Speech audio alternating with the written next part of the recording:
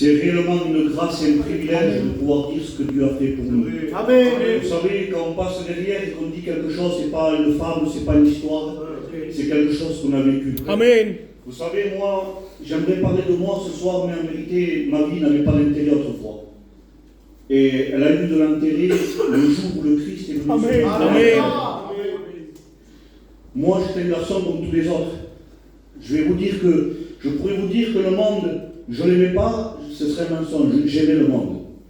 Mais Jésus-Christ m'a libéré de tout ça. Amen. Et je n'ai pas eu besoin d'une mission, d'un grand moment où il y avait beaucoup de personnes. Moi, je me suis converti dans une salle où il n'y avait que 2 personnes en train de jouer des cantiques. Je me suis assis là, ils étaient en train de chanter des cantiques et je me suis mis à prier. Et là, j'ai vu ma misère, j'ai vu mes défauts, j'ai prié, et là, je vous promets que Dieu ne s'est pas fait attendre. Il est venu, il a changé ma vie.